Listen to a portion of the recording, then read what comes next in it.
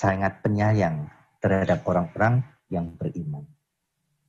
Sahabat mitra dakwah yang dimuliakan oleh Allah Subhanahu wa taala, dalam firman-Nya Allah mengatakan mayuti'i rasul faqad ata Allah. Ini luar biasa. Barang siapa taat kepada Rasul, maka sungguh ia telah taat kepada Allah Subhanahu wa taala. Bahkan hadirnya beliau di muka bumi ini, wa ma arsalnaka illa rahmatan lil alamin. Dihadirkan di muka bumi dengan membawa risalahnya, itu dengan satu tujuan, yaitu sebagai rahmat untuk kita semuanya. Baik, kemudian berikutnya sahabat mitra dakwah yang dimuliakan oleh Allah Subhanahu wa taala, itu refleksi cinta. Sekarang bagaimana hukum menghina kepada Rasulullah Shallallahu alaihi wasallam. Keharamannya sangat jelas dan ini termasuk haram yang sangat termasuk di antara min kabair, dosa-dosa besar. Allah berfirman, a'udzubillahi minasyaitonirrajim di dalam surat At-Taubah ayat 41. Allazina yu'zuna Rasulullahi lahum azabun alim. Adapun orang-orang yang menyakiti Rasulullah, sampai tadi ya orang-orang lari-lari di Masjid Nabawi oleh Aisyah diingatkan jangan menyakiti Rasul. Hanya dengan itu saja dikatakan menyakiti. Bagaimana kalau kita keluar kata-kata keji, gambar-gambar yang mengekspresikan penghinaan kepada beliau Rasulullah. Jadi orang-orang yang menyakiti Rasulullah, bagi mereka azab yang sangat pedih. Bahwa sesungguhnya innallazina yu'dzunallaha wa rasulahu, barang siapa yang menyakiti Allah dan Rasulnya, la'anahumullah, mereka akan dilaknat oleh Allah fid dunya wal akhirah, dan laknat itu menimpa mereka di dunia ini maupun di akhirat nantinya. Wa a'addalahum adzaban muhina, dan dijanjikan kepada mereka yang menghina, mencela, menyakiti Allah dan Rasulnya itu dengan azab yang sangat-sangat mengerikan, yang sangat-sangat gamblang dan jelas. Nah, para alim ulama setuju wa ajma'al al-ummah. Jadi umat ini telah berijma. Ini di dalam kitab As-Sifa. Ta'rif hukukil Mustafa. Bita'rifi hukukil Mustafa. Yang dikarang oleh Imam Qadhi Iyad. Disampaikan di situ bahwa umat telah berijma bahwa siapa saja yang yang mencela, menyakiti, melecehkan, menghina Rasulullah, hukumnya adalah ala qatli muntaqisihi, orang-orang yang mencelanya, dibunuh hukumnya. Masya Allah, Allahu Akbar. Kemudian dirinci, orang Muslim kalau menghina, ya, maka ini hukumnya min kabair, dan dia bisa terkategori orang murtad. Nah, haddur murtad apa?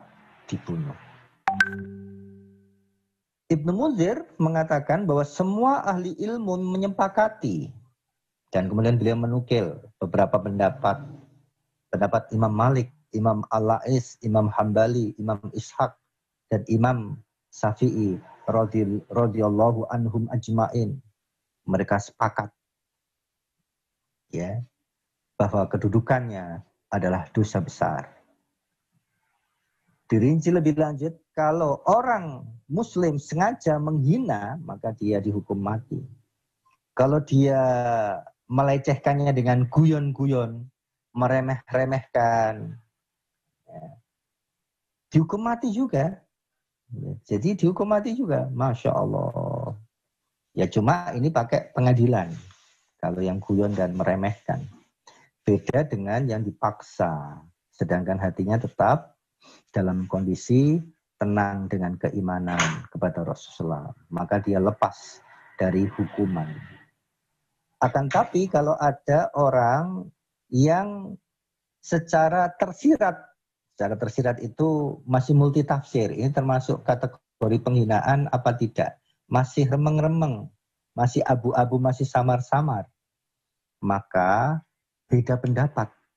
Dia bisa dihukum mati atau dia masih dibiarkan hidup tapi butuh digelar pembuktian bayinah di mahkamah qadha, yaitu di pengadilan. Terus kalau orangnya kafir harbi gimana? Dia tinggal di negara musuh, ya, maka yang ditimpakan kepada dia bukan hanya dia akan dihukum dengan hukum penghinaan, tapi juga akan berlaku hukum perang ketika yang bersangkutan tidak diserahkan kepada negara Islam. Kalau kafir zimmi gimana? Maka dia akan dihukum mati dan dicabut zimah, perlindungan pada dirinya. Nah, adapun untuk orang mukmin ini terdapat ikhtilaf kalau orang mukmin menghina Rasul. Kalau penghinaan ini dianggap sebagai bagian di antara hak Allah, ya, hududullah, hak Allah Subhanahu wa taala, maka taubatnya tertolak dan dia dihukum mati. Tapi kalau dia dianggap murtad, ya, terhadap ridah, dianggap hukum ridah, dia murtad, dia masih mungkin bertaubat, tapi juga bisa dihukum mati. Sahabat mitra dakwah yang dimuliakan oleh Allah Subhanahu wa taala. Nah, kemudian dalam diplomasi internasional kira-kira seperti apa? Kalau saat ini kan demo-demo tadi ya mungkin ngefek ya, apalagi dengan pemboikotan di mana-mana. Itu insya Allah ngefek. Dan kita masih menghadirkan kepedulian kita, rasa cinta kita kepada Rasulullah. Akan tapi memang justru Presiden Macron di satu sisi merengek-rengek agar tidak diboikot barang-barang buatan Perancisnya, tapi dia tetap menayangkan kartun pelecehan kepada Rasulullah Shallallahu Alaihi Wasallam tersebut. Nah, dalam diplomasi internasional, mestinya yang sekarang bisa dilakukan oleh rezim dimanapun juga, yang pemimpinnya adalah negeri-negeri, rezim di negeri-negeri kaum muslimin, yang pertama harus dilakukan adalah dipanggilnya duta-duta besar Prancis di negara-negara kaum muslimin tadi itu, kemudian dipersona non grata, diusir dari negeri tersebut, karena kita tidak terima dengan perlakuan itu. Dan sebetulnya ini adalah pelanggaran berat HAM, karena ini menyangkut keyakinan. Di barat itu memang ada ekspresi kebebasan. Akan tapi di barat itu ekspresi kebebasan tetap dibatasi jika mengganggu orang lain. Nah, ini jelas sudah mengganggu keyakinan kaum muslimin. Penghinaan tidak lagi boleh dikatakan sebagai ekspresi daripada kebebasan. Ma'asyiratul muslimin, sahabat mitra dakwah yang dimuliakan oleh Allah Subhanahu wa ta'ala. Jadi langkah-langkahnya bisa seperti itu. Nah, sekarang dampaknya apa kalau kita memboikot barang-barang? Mungkin itu sama dengan embargo. Nah, embargo kita itu berapa efeknya? Ya mungkin pendapatan ekspor dari Prancis akan berkurang atau neracanya negatif. Tapi manakala di Eropa barang-barang Prancis masih dibeli, bahkan dibantu oleh negara-negara di Eropa sana, maka efek kita itu tidak terlalu dominan. Nah, sebetulnya kalau barang itu kan namanya al-madaniyah, hasil cipta, karsa, rasa manusia. Manusia menciptakan, membuat karya ini, karya itu, ada kursi, ada makanan, ada minuman. Selama semuanya tadi itu halal, sebetulnya kembali kepada al-aslu fil asya al-ibahah. Asal daripada hukum benda itu adalah mubah, selama tidak terdapat dalil yang mengharamkan. Hanya saja ada hukum diplomatik yang harus menjadi acuan itu. Nah, sekarang hukum diplomatik itu tidak terjadi. Kalau Prancis itu kita anggap sebagai kafir muhariban, gitu ya, fi'lan, ya, Status negara-negara kafir itu kan dua. Muhariban fi'lan, dan muhariban hukman. Jadi dalam peperangan secara real, secara nyata, secara de facto, dan dalam suasana peperangan tapi secara hukum, secara yuridis saja. Nah, Perancis ini bagaimana? Kalau sudah melecehkan, itu sudah berlaku hukum perang. Sehingga negaralah yang nanti akan menyetop hubungan apapun juga, termasuk hubungan perdagangan. Jadi mestinya yang memboikot itu bukan hanya umat yang secara moral force, kekuatan moral, seruan moral, tapi negara menghentikan hubungan diplomatik, otomatis termasuk juga hubungan perdagangan. Otomatis negeri itu secara ekonomi juga akan lumpuh. Mungkin mereka hanya ditolong oleh sebagian di antara internal negeri-negeri Kristen di Eropa sana.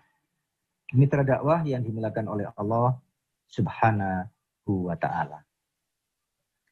Lantas berikutnya terkait dengan Prancis ini, sebetulnya ada boikot yang jauh lebih dahsyat dampaknya. Dan kalau boikot ini kita lakukan bareng-bareng di seluruh dunia, maka insya Allah penghinaan itu juga akan terhenti. Yaitu boikot secara hadoroh Fransiah, hadoroh Barat, dan hadoroh Prancis. Kalau Horbiah Barat secara umum, kalau ini Fransiah berarti hadoroh Prancis. Apa saja hadoroh Prancis itu? Kita definisikan dulu. Takrif hadoroh. Hadoroh adalah majmu'atul mafahim anil hayah. Kumpulan persepsi-persepsi manusia tentang kehidupan ini. Ya, makna kebahagiaan, makna kebebasan. Itu adalah bagian di antara persepsi-persepsi kehidupan. Nah, persepsi Prancis tentang kehidupan ini berdasar pada sekulerisme, yang dalam bahasa Arabnya adalah ilmaniyah. Apa itu sekulerisme? Iqamatul hayah bi ghairi asasi minaddin. Membangun sendi-sendi kehidupan di luar atau tidak berakar dari agama. Jadi agama dicampakkan dalam sendi-sendi kehidupan masyarakat Prancis. Atau di versi yang lain daripada sekulerisme atau ilmiah adalah fasluddin anil hayah. Manakala terjadi pemisahan antara agama dan kehidupan, agama tidak boleh masuk dalam kehidupan umat manusia di Prancis sana, dan kemudian ya agama konsekuensinya akan ada di pinggir-pinggir, di gereja, di masjid, di suro, dan lain sebagainya. Nah, dari sekulerisme inilah kemudian memunculkan beragam persepsi-persepsi besar yang lain. Persepsi mendasarnya sekulerisme sebagai sebuah keimanan dan akidah, ya orang-orang Barat, gitu ya. Kemudian memunculkan ide-ide persepsi-persepsi besar yang lain, ide liberalisme, ide kebebasan. Mereka bebas berekspresi, sampai ekspresi kata-kata verbal yang menyakiti Rasulullah Shallallahu Alaihi Wasallam. Mereka bebas berpendapat walaupun pendapat itu sangat bertentangan bahkan dengan agama Nasrani mereka. Mereka bebas berpendapat, pendapat itu boleh diambil dari manapun juga. Mereka bebas dalam berperilaku. Mau telanjang, ada komunitas nude, komunitas telanjang, LGBT, pergaulan bebas, terserah ekspresi kebebasan dalam berperilaku. Ekspresi kebebasan dalam beragama, mereka bisa melecehkan agama, bisa memeluk agama, bisa meninggalkan agama, bisa berpindah dari satu agama ke agama yang lain, dan bisa menyatakan kami tidak beragama. Kami adalah seorang humanis. Na'udzubillah summa na'udzubillah. Sampai kemudian juga kebebasan dalam berekonomi. Bebas dalam memiliki apa saja. Bahkan memiliki hal-hal yang seharusnya menjadi milik umat, milik bersama kaum muslimin. Ide-ide tentang ekonomi, pasar bebas, dan lain sebagainya. Ide-ide tentang demokrasi, trias politika, kontrak sosial, dan lain sebagainya. Yang jelas-jelas mekanismenya, mungkin Islam mengenal juga kontrak sosial, tapi berbeda. Bukan hanya kontrak sosial, tapi umat ini mengangkat seorang khalifah, baiat kepada khalifah ala kitabillah wa sunnati rasulillah, agar khalifah ini menjalankan apa yang diturunkan oleh Allah dan Rasulnya, mengikuti Al-Quran dan As-Sunnah.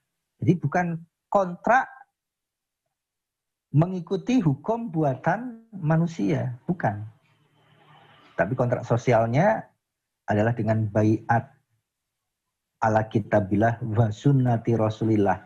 Didelegasikanlah kekuasaan umat ini kepada seorang khalifah untuk menjalankan Al-Quran dan As-Sunnah di tengah-tengah umatnya.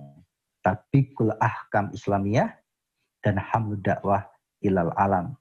Karena definisi daripada politik adalah riayatus su'unil ummah fil fiddahil wal kharij. Mengurus urusan umat di dalam negeri dan di luar negeri. Di dalam negeri mengurusi urusan umat dengan tatbikus syariah, dengan syariat Allah Subhanahu wa taala. Sedangkan urusan umat di luar negeri adalah diurus dengan dakwah dan jihad fi sabilillah. Ma'asyiral muslimin, sahabat mitra dakwah yang dimuliakan oleh Allah Subhanahu wa taala. Maka dari itu, kalau kita mau memboikot, kita harus memboikot ide-idenya, prinsip-prinsip hidupnya, gaya hidup mereka. Tidak boleh gaya hidup hedonis, mementingkan materi, serba mewah, serba metropolis dan lain sebagainya. Kita diajarkan oleh Islam untuk hidup sederhana. Jadi semuanya yang berasal persepsi-persepsi hidup Hazoroh dari barat itu harus kita boikot semuanya. Dengan demikian, ketika tidak ada lagi kebebasan berekspresi sebebas-bebasnya, tidak laku lagi ide kebebasan tadi itu, otomatis kebebasan dalam menista agama, kebebasan dalam menista Rasulullah tercinta kita juga tidak akan terjadi. Wa'afu minkum, mungkin itu yang bisa kami sampaikan. Kita kembalikan kepada host. Assalamualaikum warahmatullahi wabarakatuh.